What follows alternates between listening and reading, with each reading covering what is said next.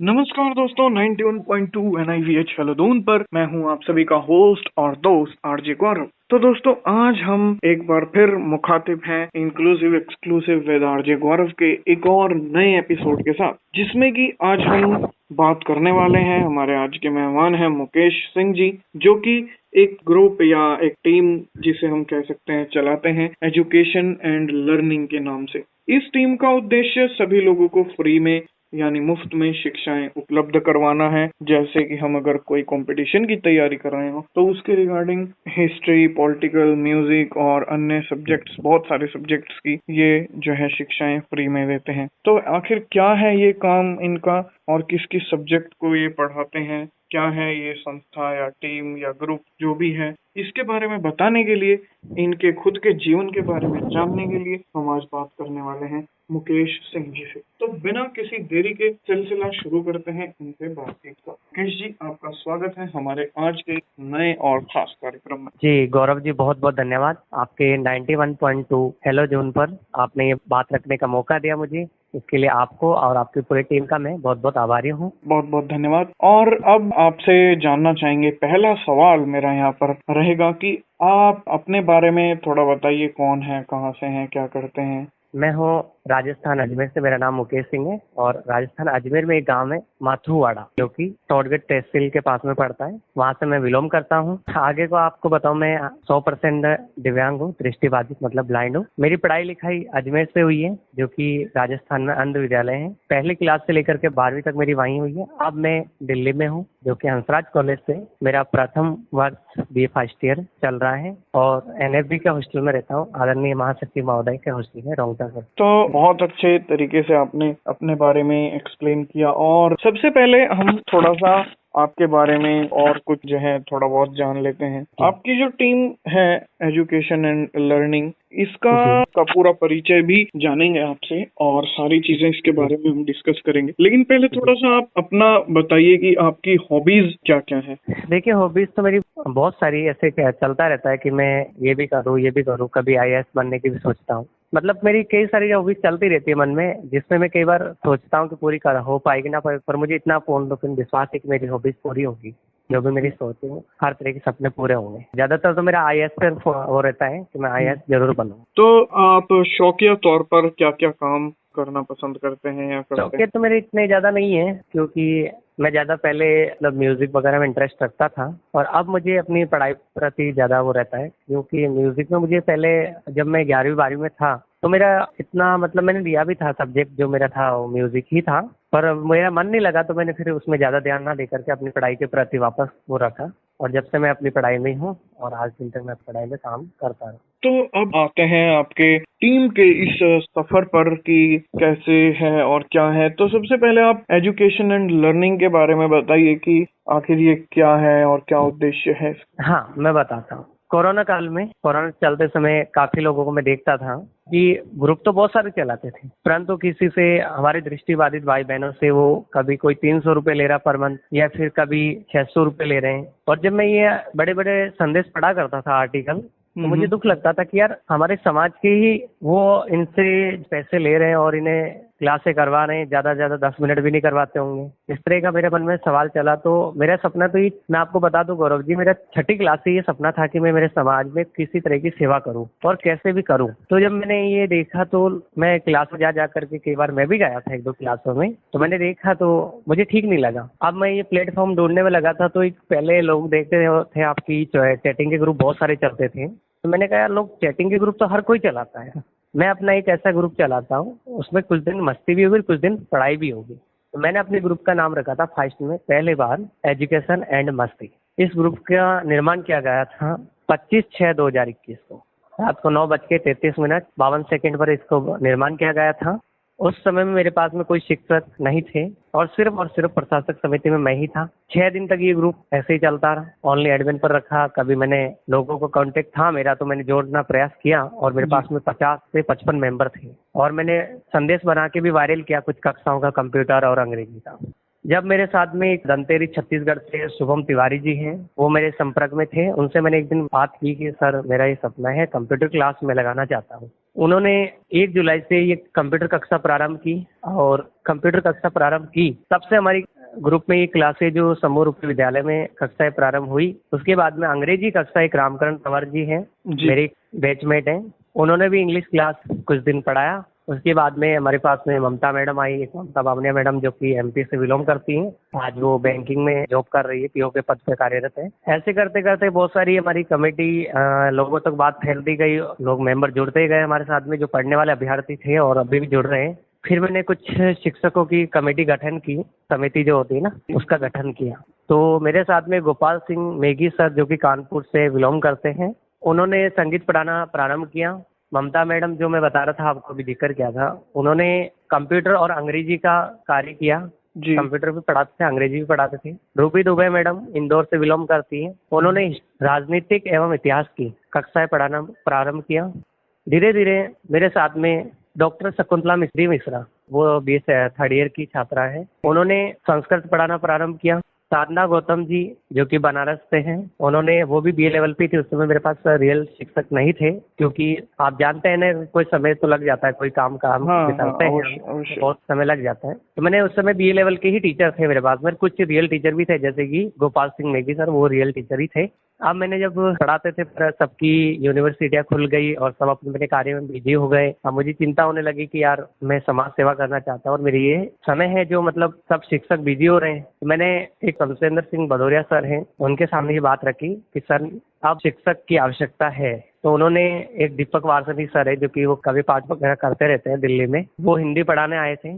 और एक ऋचा मैडम जो कि अलीगढ़ से उत्तर प्रदेश से बिलोंग करती है, वो नॉर्मल है, ये हिंदी और संस्कृत पढ़ाने लगे। उसके बाद में ये ग्रुप चलता रहा। ग्रुप का नाम हमने चेंज किया था, मैं आपको बताता हूँ, एजुकेशन एंड मस्ती था इसका नाम। जो इसके नाम में परिवर्तन किया गया था वो 7 अगस्त 2021 को परिवर्तन किया गया था। वो परिवर्तन जब हमने किया तो इसका नाम रखा एजुकेशन एंड लर्निंग, सीखना और सिखाना, हिंदी अगर इसका कहें तो हम। और जब से हम ये काम करते हैं, उसके बाद मेरे साथ में प्रशासक समिति में सदस्य जो कि मेरा बहुत अच्छा साथ दे रहे हैं, दिलीप कुमार जी, कमलेश प्रजापति जी और शिवती गौड़ जी, धीरज, इन सब का हमारा गठन हुआ और आज ये मेरे साथ काम कर रहे हैं। और हम लोग आज कई सारी कॉम्पिटिटिव एग्जाम तैयारियां करवाते हैं, जैसे कि math, reasoning, GK, history, politicals, music, अंग्रेजी, कंप्यूटर और इत्यादि। हम आगे भी चाहते हैं कि और भी कोई कक्षाएं प्रारंभ करी जाए। ये इस ग्रुप की बातें थी जो मैंने आपको कुछ बात बताई। मुकेश जी, हर काम के पीछे कोई ना कोई प्रेरणा स्रोत रहता है, किसी न किसी की प्रेरणा या किसी न किसी की ऐसी कोई बात अपने दिल को छू जाती है जो कि हमें प्रोत्साहित करती है कि हाँ, हम भी ये काम करें। आपके मन में ऐसा क्या था, किस व्यक्ति की प्रेरणा थी जिसके चलते आपने सोचा कि भाई मुझे ये काम करना चाहिए? हाँ, मैं आपको बताता हूँ। जैसे नेशनल दिव्यांग न्यूज के क्रिएटर साहब जो कि सत्यम भाई हैं, आज मैं आपको बता दूं कि मैं उनके साथ भी मिलकर अपना कार्य कर रहा हूँ, वो भी मेरा साथ देते हैं। मैंने उनको देखा कि यार जब वो भी एक विद्यार्थी होकर कितना बड़ा काम कर सकते हैं, नेशनल लेवल पे कार्य कर रहे हैं और वो हमारे साथियों के साथ समाधान का काम करे, तो मैं शिक्षा का तो काम कर ही सकता हूँ। मैंने उनको देख करके और उनसे सीखा और बहुत कुछ सीखने को मिला भी सही। और जब भी मैंने फिर ये इसी समूह का गठन किया और कुछ चीजें मैंने आपको बताई कि लोग जब तरह की लेकर के और काम करते थे पैसे वगैरह, तो मुझे इस चीज का दुख लगता था, क्योंकि मैं समझ सकता हूँ गौरव जी, एक चीज है कि हमारे कुछ समस्या ऐसी होती है जिसके कारण हम शिक्षा से वंचित रह जाते हैं। इसी कारण मैंने ये समूह का निर्माण किया गया था। और सबसे खुशी की बात तो ये है गौरव जी की कोरोना काल खत्म होने के बाद भी मेरी कक्षाएं आज भी प्रारंभ है। नहीं, आगे भी जिस तरीके से हैं ये चलती रहेंगी, जिस तरीके से आप मेहनत कर रहे हैं और काम करवा रहे हैं, क्योंकि इस काम के लिए देखिए फ्री में बहुत कम ही लोग मिलते हैं, बहुत कम ही जो है वो कंपटीशन लेवल की तो खासकर तैयारियां करवाते हैं। एक क्वेश्चन और इसी से संबंधित है, यहाँ पर मैं ले लेता हूँ। कई बार क्या होता है मुकेश जी कि लोग फ्री की वैल्यू कम समझते हैं, पेड क्लासेस को ज्यादा करना पसंद करते हैं।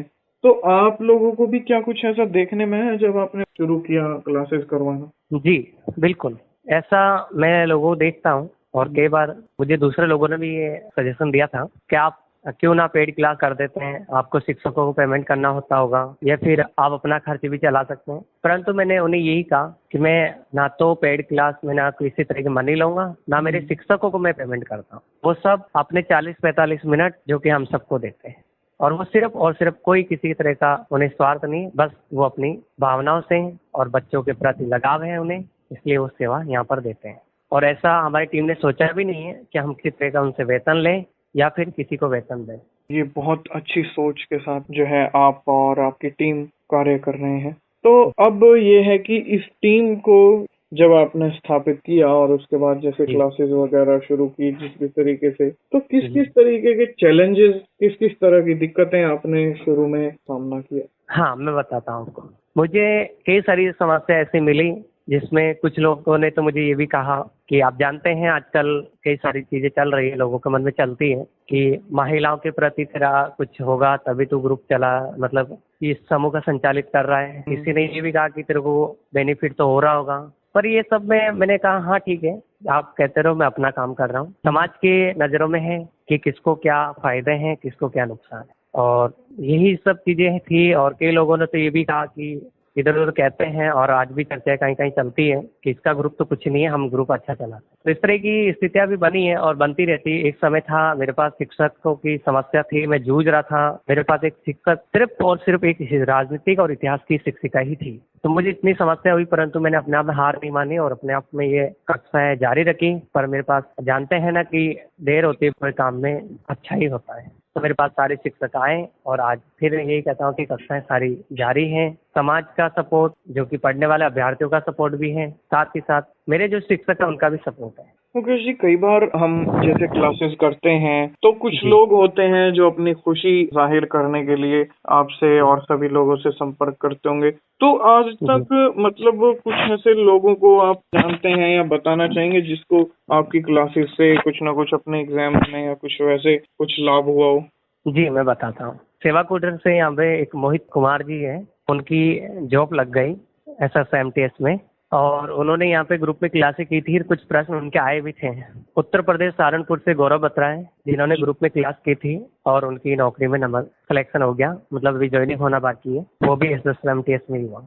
और एक रोशनी प्रजापति जो कि इंदौर से हैं, अभी कक्षा 12 की छात्रा है, उसने ग्रुप में कुछ कक्षाएं की पर कॉल सेंटर कस्टमर केयर में उसका नंबर आ गया।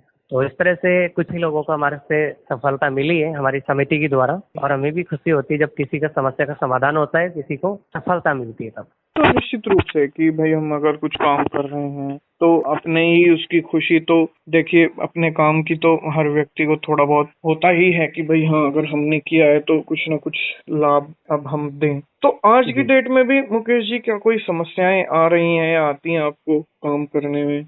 हाँ, मुझे कभी कभी आ जाती है, परंतु मेरी अब प्रशासक समिति जो इतनी सक्रिय है, मेरे तक कोई काम आने नहीं देती। कभी कभी कोई समस्या आ जाती है किसी अभ्यर्थियों को लेकर के, परंतु वो समाधान कर लेते हैं।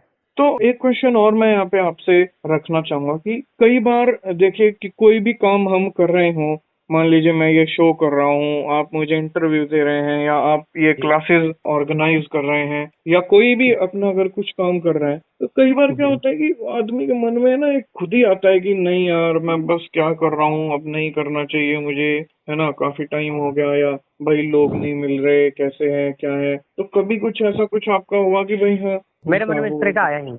मेरे मन में इस तरह का बिल्कुल भी नहीं आया। इसलिए नहीं आया कि मैं अपने साथियों के प्रति जागरूक रहता हूँ, और इससे जो जुड़ते हैं या मतलब कई बार नहीं भी जुड़ पाते, पर मेरी उससे शक्तियाँ बढ़ती है और मेरा मन करता है कि मैं और भी काम करूँ। कई बार मैं रात को जब नींद खुलती है तब भी सोचता हूँ कि यार आगे और क्या करना चाहिए मुझे ऐसा, जिससे मेरे साथियों को फायदा मिल सके और मुझे भी फायदा है, मैं सीख सकूँ उनसे कुछ।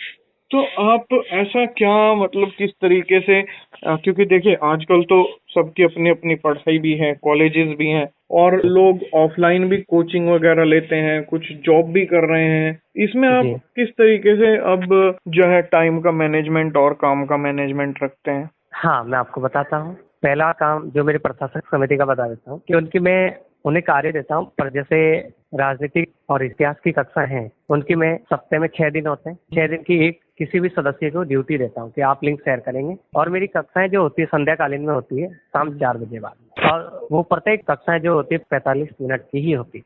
तो उसके 10 मिनट हमारे छात्रों के अनुमति, जो कि आप वो ज्वाइन करते हैं, एंट्री टाइमिंग रहता है।